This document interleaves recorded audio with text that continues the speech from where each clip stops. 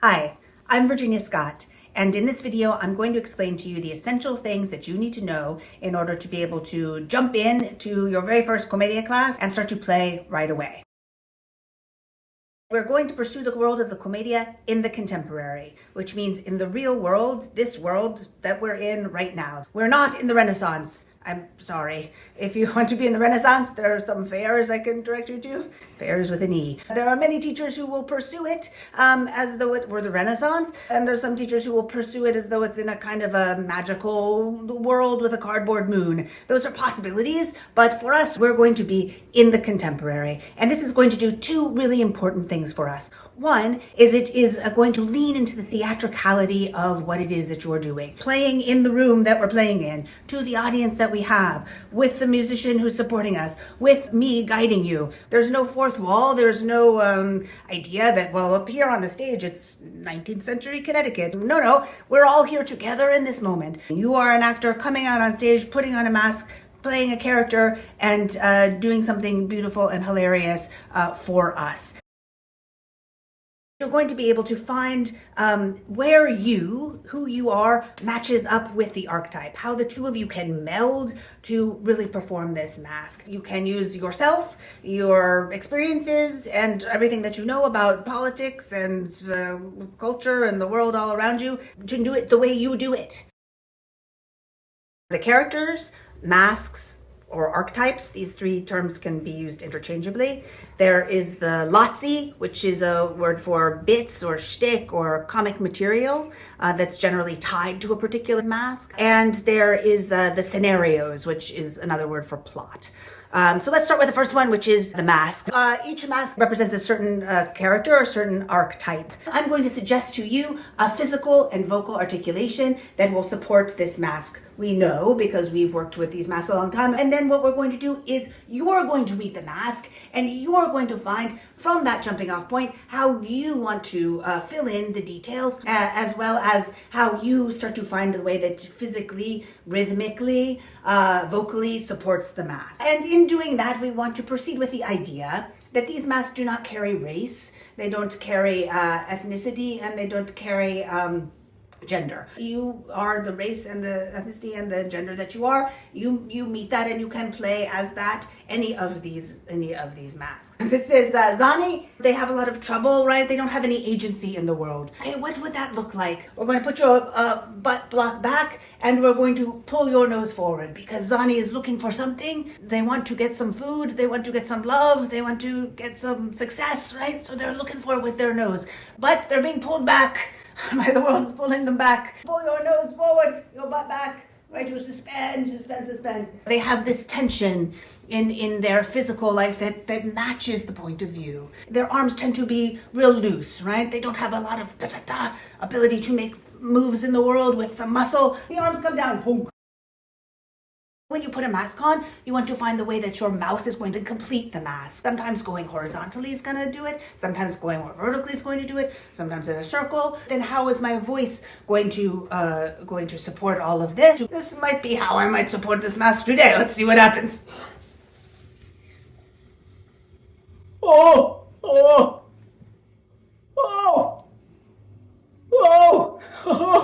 don't know. What's going on? Just on the bookcase there, and now look at me. I'm on candid camera. Hello, everybody! Or something like that.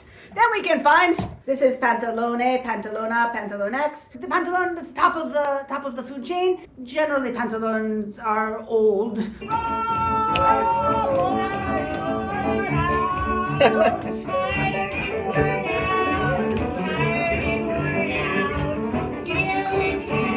You may be full of vim and vigor. You may have wonderful muscles and be young. So you have to think, how do I release all of that? Sometimes she has a little bit of life in her fingertips, a little life in her toes, and maybe some life in her tongue. The pelvis forward. She's old, but she's looking for a good Saturday night. So she's driven a little bit by her pelvis, but also the nose, right? Oftentimes the mask will be driven with the head locked forward, with the nose forward, because they're looking for what it is that they want, right? There's that quality of I want, right? Which we're always talking about in acting. That's gonna pull you forward, right? What do you want? Then you start to add the voice, a little bit of an older voice. Oh. John, could you tell me to sit? That's an exercise, sure. Whenever you're ready. Sit. I'm walking and I can't get out. Oh, John, look what you did to me. Oh, whatever am I going to do down here? I need some sort of leather daddy to pick me up, or maybe like a red-headed spectacle. Someone who's good with his fingers. Someone with good rhythm. Yeah. Someone who He's got rhythm. if only I had some young red-headed man to help me. Help you what? Oh no! I'm so afraid I might fall over. I'm falling over, John. I'm falling. I'm falling, John. John, I'm falling down. What am I gonna do? If only there was someone here to help me. I fall into so many positions. I'm falling in so many positions. John, oh, I'm here. I'm lying prone. John, are you looking at all these positions? Are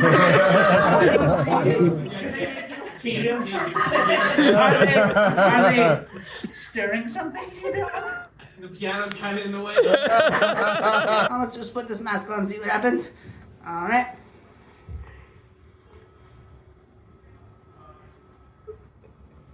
Oh.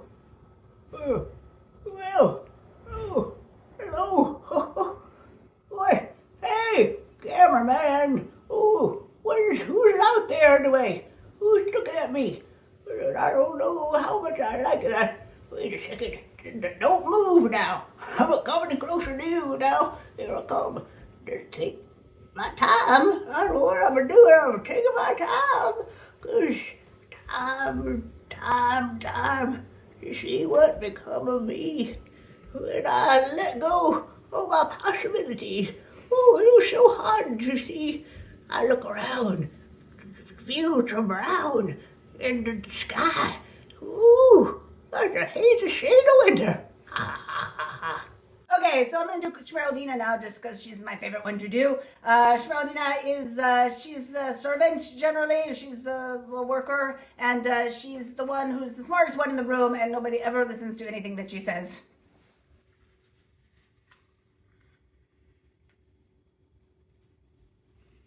It's me, Smeraldina. Were you expecting me? It's a good idea to always be expecting Smeraldina, because you never know where I'm going to show up next. Well, one time, I went to the CVS, and I went to Walgreens one time, too, so, you know, they were expecting me there, though. I came through the doors, and I said, Smeraldina, Smeraldina, Smeraldina, Smeraldina, Smeraldina here and there, Smeraldina everywhere, Smeraldina, Smeraldina, and everybody just looked at me. The most important part of it is the Lotzi. That's the games that you're going to play, okay? And so what I'm going to do is I'm going to suggest to you how you might play a game. So in order to create material, which is going to be different than if you were going to create a material in a more traditional way, thinking about plot or character or those kinds of things. The game has 4 elements, and there's an acronym called FARR, F-A-R-R, like television's Jamie Farr. And this acronym will tell you everything you need to know about what is a game. So the F in FAR is for fun. You have to have some fun. You may start out and you're not having any fun. It's okay. It doesn't mean you're terrible and wrong and you should run away in shame and misery. No, it just means it's not fun for you yet. So you gotta wiggle it around and shake it up and try to think of something extra and et cetera, until you start to have some fun. But your fun is not for you. If you are having fun, it's good, but it isn't done yet because the fun is for the audience. A game is for the audience. The purpose of playing a game is to play it so that the audience understands you. That's the whole point of the whole thing that we're doing. And so it's really important to remember the audience giving your fun away to us. Then there is relationship. The first R is for relationship. The kind of game that a particular mask plays, the kind of game that Pantalone plays, is going to be different from the kind of game that Zanni plays.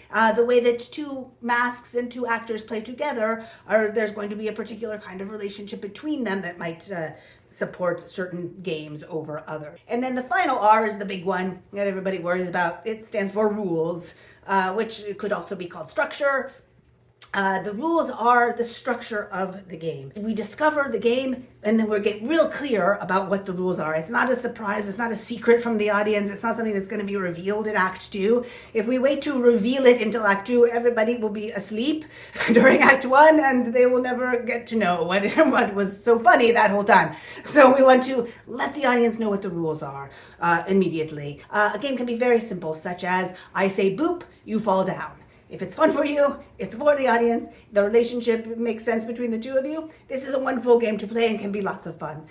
Or a game can be much more complicated, such as Hamlet. Hamlet is a very complicated game. It often requires a smoke machine and you have to memorize a lot of lines and there's all kinds of things that happen in it.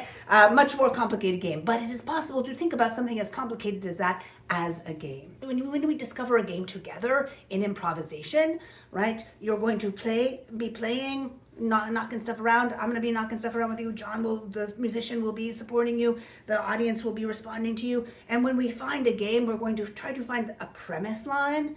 I hate shoes. Great. That could be a great game. I hate shoes. Then you're going to say, okay, you can list all different kinds of shoes that you hate. Then that list can become things that aren't shoes. Those lists can become fantastical versions of different kinds of shoes. You can mention shoes and then pantomime putting them on and how that they make you walk. You can get so mad at the shoes and you can tell them off and tell them about why they're so very bad, and you can write a decree about how it is that you're going to banish shoes. Now you've become the king. Oh, I'm the king of this world. And now that I'm banishing shoes, I'm also going to start to banish socks.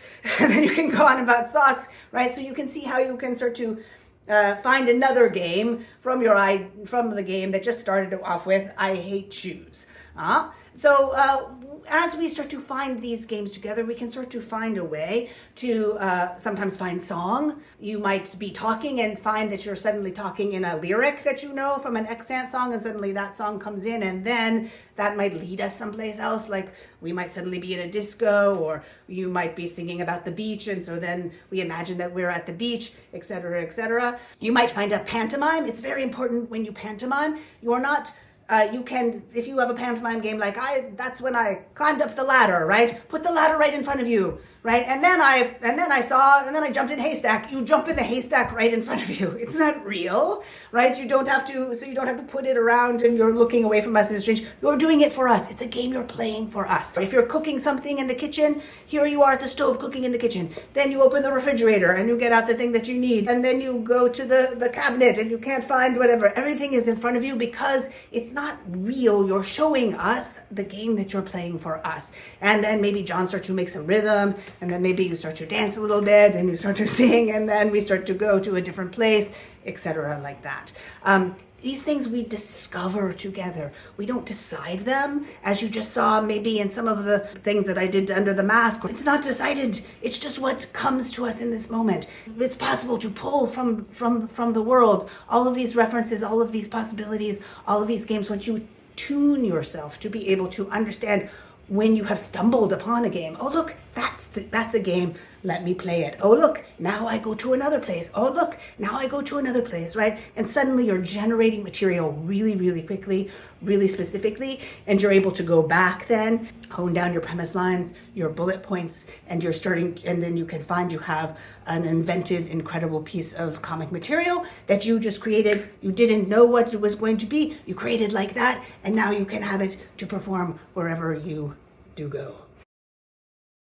As you can probably tell, I'm super passionate about game. And I'm so passionate, in fact, that I found a way to let the game be the thing. As Shakespeare said, the play is the thing, but for me, the play, different kind of play, is the thing, rather than the plot. So I dispense with that third thing that I mentioned before, the scenarios, the plot line. We don't need it so much because we're able to find a plot inside of the game, right? As I just talked to you a little bit about how one thing could make you go to another thing, could make you go to another thing. Generally, what you can talk about is either something that happened in the past, something you imagine might happen in the future, or something that you want, or something that you don't want that might happen, right? So you go into that imaginary thing of like, oh, I used to always love to go in the pool back when I was a kid in the 60s. Oh yeah, there used to be. And then you can start to talk about Frank Sinatra. We'd listen to Frank Sinatra, and maybe some other mask shows up and starts to sing some Frank Sinatra. And then now I'm off on now we could go. Now someone else shows up and says, oh, I want to be Dean Martin. Zanni shows up. I want to be Dean Martin. Zanni, get out of here. Oh, come on. How come I never get to be Dean Martin? And they leave. Here we are back in the pool. And we would talk about what kind of swimsuit you used to wear and the drinks you used to have, etc., etc. All kinds of different kinds of things can happen. Different people can show up in your imaginary world. And then you come back to, oh, that was a good time back in those days when I used to go to the pool. And we never did go anywhere. You were here the whole time talking to us. You went into the world of your imagination. There was some plot line. Sure, if you want to put in, one time somebody stole my jewels, and then it was like Tom Cruise, dun dun dun dun dun dun dun dun, and you can go into all of that if you like to bring that kind of plot in, for sure. But it's all comes back to, oh, it was a fun time at the pool anyway, and then we go on. So in that way, the plot comes inside the game, and we don't have to make up something about whatever, somebody's trying to get their daughter married off to somebody else, or somebody doesn't have enough money to pay for the wedding cake, or etc., etc. So the last thing that I need to tell you about before I'm done yammering at you and you're ready to come and to play with us, which I cannot wait for, is to tell you about Ping Pong. And this is something that's super important for how I understand Commedia to work and acting to work. It's not something that everybody might tell you, but I'm going to tell it to you. So the first way that you might be tempted to talk to each other is like this. Your eyes are so big. Yeah, yours too. Wow. I could just get lost in those. The galaxy in Oh, there. whoa. You can feel how the fourth wall comes down. They're having a nice time together, but not so much for you yet, right? Now, if they look right at the camera, both of them at the same time, and then they talk, We're just talking and we don't know who's talking, or we're just kind of talking to each you other. can feel that there's a wall now between the two of them. They're not so much connected to each other. So now I'm going to explain to you about the ping pong, and this is how we're going to communicate with the audience and each other at the same time. Whenever you're talking to your friend, you're talking to the other mask, but you're going to be looking at the audience. You're talking to your friend, but looking at the audience. Then there has to be a little moment where you send the focus to them. They're going to take that focus, and then they're going to talk to the audience. They're still talking to you, but they're talking to the audience, and then they're going to send the focus to you, and we're going to go back and forth. So let's see what they can do. Oh, how you doing today? I forgot my chapstick at home and my lips really hurt. How are you? God damn it, you gotta stop leaving your chapstick at home. I can't keep buying these for you. I know, it's just like, they're so small and I put it down right next to the door and then I just forget to grab it when I leave. You can always shoplift. I can? Yeah, they're super tiny, fit in your pocket. Oh, I never considered that. I want to go shoplift. Oh, right, a family activity. Let's go right now. Okay, good answer. Okay, good. So what you can see is that they're shifting the focus, and they have this little moment of connection together, and we don't get like this, which is like swinging doors. Sometimes your friend will be talking and talking, and you want to talk, and you want to interrupt them, or sometimes they'll be talking, and they don't know what they're talking about, and they are afraid and they're drowning, and you have a beautiful idea of how to save them in the moment, but so you have to take the focus. So in order to do that, this person is talking and you want to take the focus, you turn in and start to speak, you take the focus, and then your friend has to give over, right? And then you can take the focus, your friend has to give over. So we're either sending the focus to your friend, or we're taking the focus and your friend is giving over. So they're going to show you interrupting. Yeah, you are boiling the water. I'm really tired of boiling the water because it just boils. I'm so bored of everything you're saying right now. I just need to talk and pull attention to me because I want people to look at me and pay attention to what I have to say, even though I don't really have Why are anything men to say. such babies? I don't understand. I don't understand these big baby men. Now they're gonna mix it up. Sometimes they're gonna send it to each other, and sometimes they're gonna interrupt. Like I said, I'm so tired of making the list. There's lists all over the place. There's lists in the kitchen, there's lists in the bathroom, there's lists in the attic. Smeraldina, you know I can't read. Why are you making all these lists? Why don't we send you to school then? I don't understand. You won't go to school with your son. He just wants to bring his dad to work, and you won't even do that. I don't understand you. I think we should get a divorce. Okay. Oh, wow. Okay. Looks like we're in agreement there. Okay, so we've got that. Yeah, we're getting along so well now. Maybe we shouldn't get a divorce. Oh, Arlecchino, I like this inspiring quality you have today. Does that do it for you? Like when I'm smart and inspired and I have good ideas? Yeah, I like it when you're like a little poet. Oh, my poet boy. Roses are red, violets are blue. Something that rhymes with blue. I love you. You do? Wow. Yes. That's it. That's all you need to know. You don't have to be able to do it perfectly. You don't need to be able to do it at all. But it's good for us to all know exactly what spot we're going to jump off from together. And into the comic world we go. And we're going to find some game. We're going to discover some character. And we're going to see you globally and extraordinarily expressed. Oh, I can't wait.